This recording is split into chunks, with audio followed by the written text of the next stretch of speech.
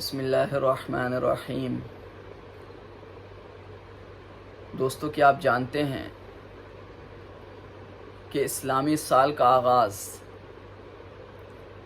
اس عظیم الشان ہستی کی شہادت سے ہوتا ہے جو دنیا ہی میں نہیں، جیتے جی ہی نہیں، بلکہ وفات پانے کے بعد بھی نبی کریم صلی اللہ علیہ وسلم کے پہلو میں آرام فرما رہے ہیں۔ جی ہاں دوستو، حضرت عمر فاروق بن خطاب رضی اللہ تعالی عنہ۔ دوستو، حضرت عمر فاروق کی فضیلت پر اگر گفتگو کی جائے تو کئی گھنٹے بھی کم پڑ جائیں گے۔ ان کے جو کارنامے ہیں، ان کا جو دور خلافت ہے، اور بھی ان سے وابستہ جتنے واقعات ہیں، اگر ہم سب کا احاطہ کریں گے تو میں سمجھتا ہوں کہ 10 گھنٹے کی ویڈیو بھی کم پڑ جائے گی۔ لیکن مختصر انداز میں جہاں جہاں سے یاد آئے گا، میں حضرت عمر فاروق بن خطاب رضی اللہ تعالی عنہ کے بارے میں بتاتا چلتا ہوں۔ دیکھیے، نبی کریم صلی اللہ علیہ وسلم کا حضرت عمر فاروق کے بارے میں یہ کہنا کہ اگر میرے بعد کوئی نبی ہوتا تو عمر ہوتے۔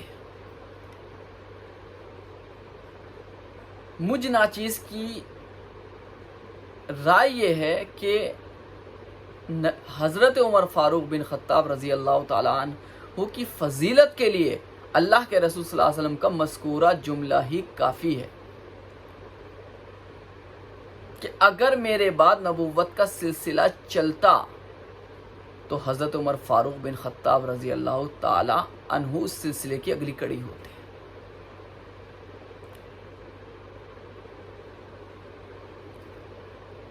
بہرحال دوستو، نبی کریم صلی اللہ علیہ وسلم نے حضرت عمر فاروق کے بارے میں یہ بھی فرمایا تھا کہ قسم ہے اس ذات کی جس کے قبضے میں میری جان ہے،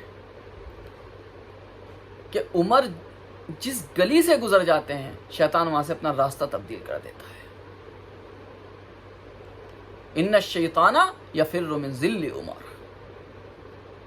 کہ شیطان عمر کے سائے سے بھی بھاگتا ہے۔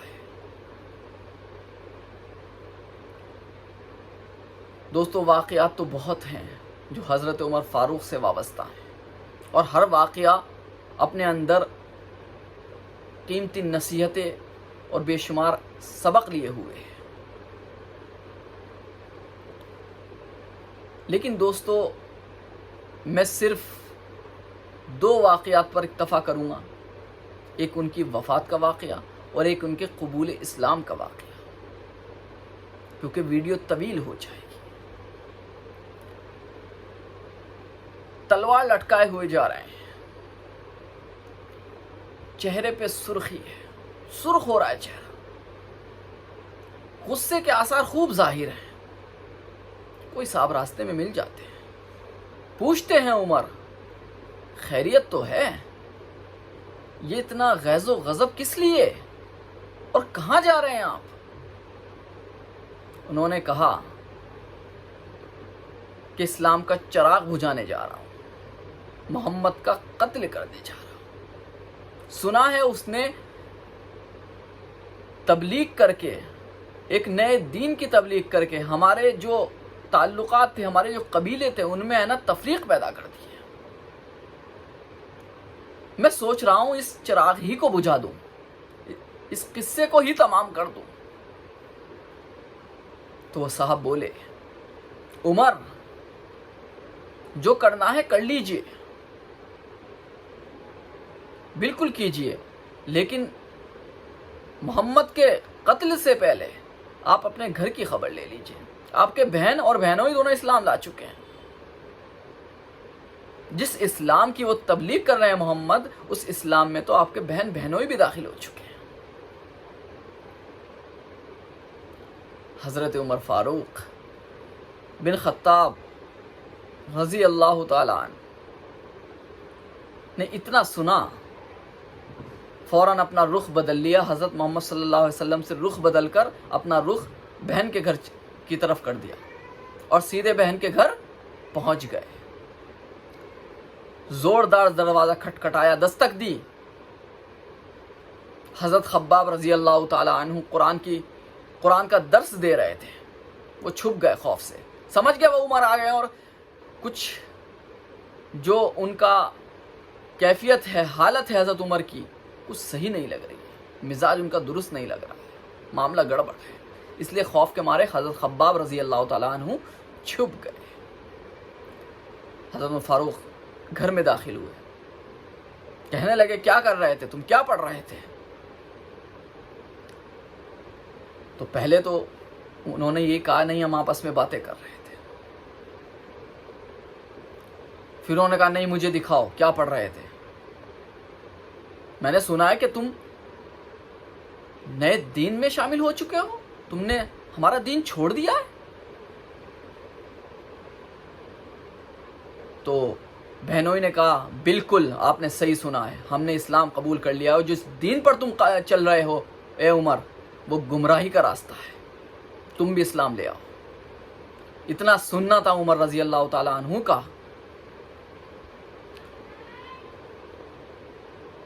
اتنا مارا بہنوئی کو، اتنا مارا، لہو لہان کر دیا۔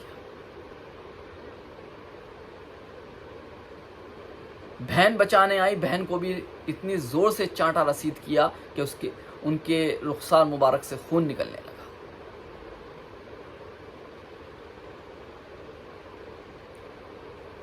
پھر تھوڑی دیر میں بہرحال بہن تھی، خیال آیا، کہنے لگے اچھا دکھاؤ جو تم پڑھ رہے تھے، ذرا میں بھی تو پڑھوں کیا ہے اس میں۔ بہن نے کہا نہیں، تلاوت کلام پاک کے کچھ آداب ہیں، آپ غسل کر کے آئیے۔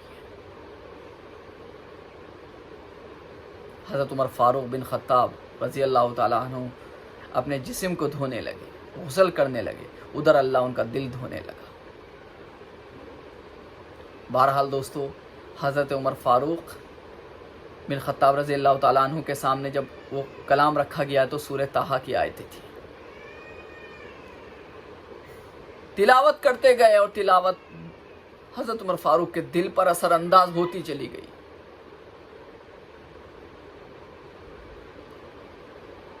اور آخر کار حضرت عمر کہنے لگے محمد کہاں ہے، مجھے لے چلو۔ تو بہنوئی اور بہن نے کہا وہ دار ارقم میں ہے، چلیے۔ حضرت عمر فاروق آ گئے، تلوار لٹکی ہوئی تھی، تو پہلے دروازوں میں ریکھیں ہوتی تھیں، تو وہاں سے جھانک کے دیکھا صحابہ کرام رضی اللہ تعالیٰ عنہ نے کہ عمر آ رہے ہیں اور ان کا کچھ موڈ صحیح نہیں لگ رہا ہے، تلوار لٹکی ہوئی ہے۔ تو حضرت حمزہ رضی اللہ تعالیٰ عنہ نے کہا کوئی بات نہیں، آنے دیجیے، اگر نیت صحیح ہوگی تو ہم انہیں انشاءاللہ آنے دیں گے، اور اگر نیت صحیح نہیں ہے تو انہی کی تلوار سے ہم ان کا سر قلم کر دیں گے۔ بہرحال حضرت عمر فاروق آئے اور آ کے نبی کریم صلی اللہ علیہ وسلم کے سامنے کھڑے ہو گئے۔ نبی کریم صلی اللہ علیہ وسلم نے پوچھا اے عمر کیا اب بھی وقت نہیں آیا کہ تم اسلام لے آؤ؟ انہوں نے کہا وقت آ گیا ہے، میں بھی اسلام کا جام پینا چاہتا ہوں، میں بھی آج اسلام میں داخل ہونا چاہتا ہوں۔ نبی کریم صلی اللہ علیہ وسلم نے اپنے دستہ مبارک حضرت عمر فاروق رضی اللہ تعالیٰ عنہ کے سینے مبارک پر مارا اور یہ دعا دی اللہم اخرج ما فی صدرہ من غل وأید لہ ایمانا، کہ اللہ تبارک تعالیٰ ان کے دل میں جو کچھ ہے گندگی وغیرہ وہ سب نکال دے اور ان کے ایمان کو مضبوط کر دے۔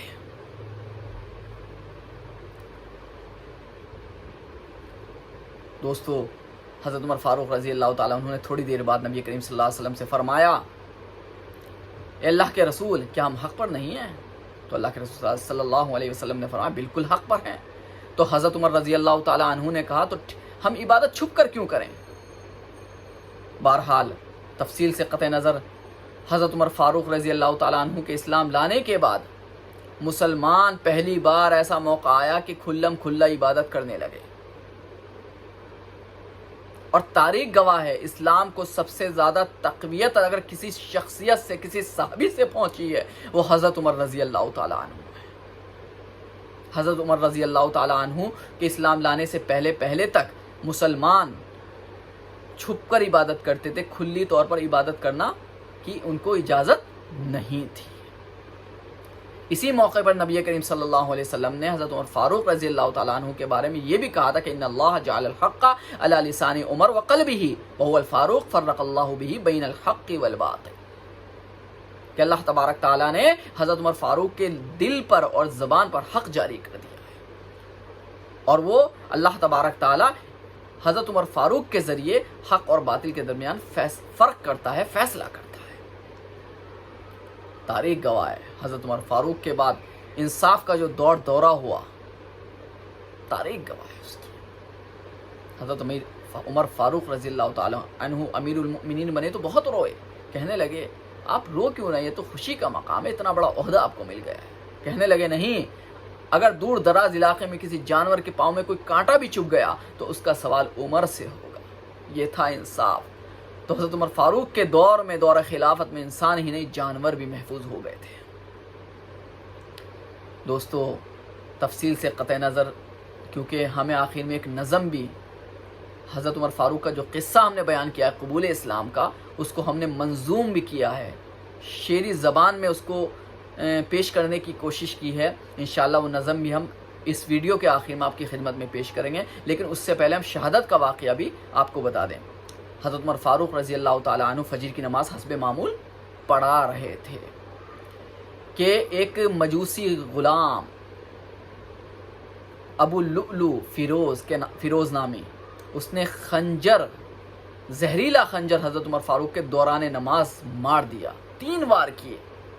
یاد رہے کہ حضرت عمر فاروق اس سے پہلے خواب دیکھ چکے تھے، کوئی مرغ 3 چونچے ان کے شکم پر مار رہا ہے، اور اس خواب کو بتا کر انہوں نے صحابہ کرام کے سامنے خواب کو بتا کر یہ بھی کہا تھا کہ میرا موت کا وقت قریب آ چکا ہے، یعنی خواب بھی بیان کیا اور خواب کی تعبیر بھی حضرت عمر فاروق نے خود بیان کر دی۔ بہرحال دوستو، خواب کی تعبیر پوری ہوئی، حضرت عمر فاروق رضی اللہ تعالیٰ عنہ اسی زخمی حالت میں 3-4 دن رہے، اور بالآخر 1 محرم کو ایک روایت کے مطابق شہادت میسر ہوئی انہیں۔ دوستو، حضرت عمر فاروق رضی اللہ تعالیٰ عنہ اتوار کے دن 1 محرم کو شہید ہو گئے۔ نبی کریم صلی اللہ علیہ وسلم کے پہلو میں 2 لوگوں کو جگہ ملی، اکثر لوگ جانتے ہیں لیکن پھر بھی میں بتا دیتا ہوں۔ انتقال کے بعد پہلو میں 2 لوگوں کو جگہ ملی۔ دائیں طرف حضرت ابو بکر صدیق رضی اللہ تعالیٰ عنہ ہیں نبی کریم صلی اللہ علیہ وسلم کی برابر میں، اور بائیں طرف حضرت عمر فاروق بن خطاب رضی اللہ تعالیٰ عنہ۔ کیا خوش نصیبی کہ جیتے جی بھی ان کے پہلو میں رہے اور وفات پانے کے بعد بھی ان کے پہلو میں جگہ ملی۔ بہرحال دوستو، حضرت عمر فاروق رضی اللہ تعالیٰ عنہ کے متعلق بہت سے واقعات ہیں جو قابل ذکر ہیں، لیکن ویڈیو کے طویل ہونے کی وجہ سے ہم فی الحال ان کو یہاں ذکر کرنا مناسب نہیں سمجھتے۔ انشاءاللہ کسی موقع پر حضرت عمر فاروق رضی اللہ تعالیٰ عنہ کی مکمل سیرت ہم بیان کریں گے، اور بہت جلد بیان کریں گے۔ اب ہم ایک نظم آپ کی خدمت میں پیش کر رہے ہیں، آپ اس نظم کو سنیے جو ہم نے آپ کو واقعہ بیان کیا حضرت عمر فاروق رضی اللہ تعالیٰ عنہ کا قبول اسلام کا، یعنی اسلام لائے وہ، کیونکہ حضرت عمر فاروق کا اسلام لانا یقین کیجئے اسلام کے لیے ایک بہت بڑی تقویت کا سبب بنا۔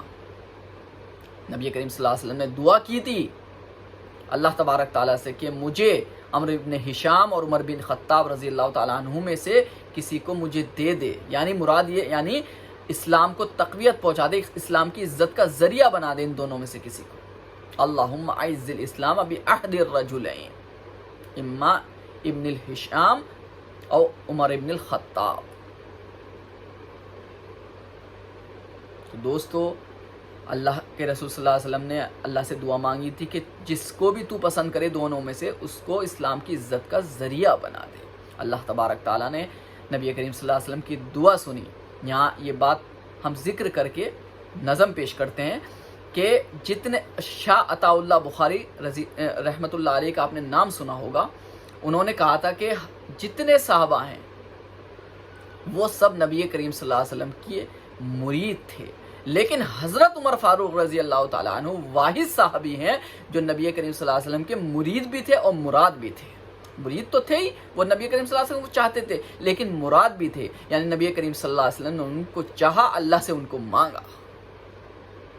دوستو، حضرت عمر فاروق رضی اللہ تعالیٰ عنہ کا ایک بہت بڑا امتیاز یہ بھی تھا کہ اللہ کے رسول کے وہ مراد تھے، مراد رسول تھے۔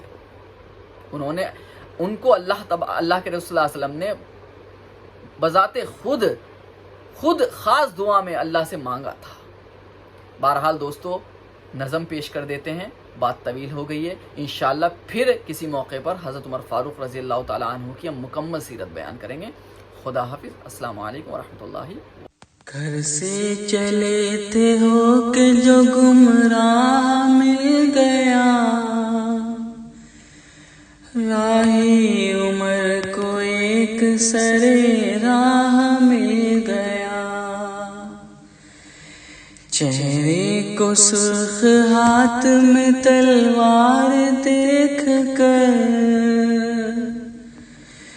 بدلے ہوئے عمر کے وہ آثار دیکھ کر، بولا کہ پوچھتا ہوں یہی آپ سے عمر، آخر یہ اتنا غیظ و غضب کس لیے عمر، کیا کیا نہ ہو رہا ہے گماں، خیریت تو ہے، اس طرح جا رہے ہو کہاں، خیریت تو ہے۔ کہنے لگے عمر یہ جواباً جنون سے، تر ہوں گے آج ہاتھ محمد کے خون سے، کرنا ہے جو بھی کیجیے بازو کے زور سے، بس پہلے سنتے جاؤ میری بات غور سے، بے چین جس کے قتل کو دل آپ کا بھی ہے، اس کی مرید اب تو بہن فاطمہ بھی ہے، اتنا سنا کے چل دیے فوراً بہن کے گھر، غصہ تھا اس قدر کہ نہ دیکھا ادھر ادھر، جو دے رہے تھے زیست کے آداب چھپ گئے، آئے عمر تو خوف سے خباب چھپ گئے، آنکھوں میں آنکھیں ڈال کے للکارتے رہے، بہنوئی اور بہن کو عمر مارتے رہے، ظاہر عمر کے سامنے ایمان کر دیا، دونوں نے ایک ساتھ یہ اعلان کر دیا، جو من میں آئے کیجیے اب تو یقین سے، ہم کو نہ پھیر پاؤ گے تم راہ دین سے، دل میں بہن کا تھوڑا سا آیا خیال تھا، کچھ دیر بعد لب پہ عمر کے سوال تھا، نزدیک آؤ میرے ذرا کہہ رہا ہے کیا، میں بھی تو دیکھ لوں کہ خدا کہہ رہا ہے کیا، اللہ کے وجود کی واضح علامتیں دیکھی عمر نے سورہ طٰہٰ کی آیتیں، بولے عمر یہ پڑھتے ہی پیغام لے چلو، پینا ہے میں کدے سے مجھے جام لے چلو۔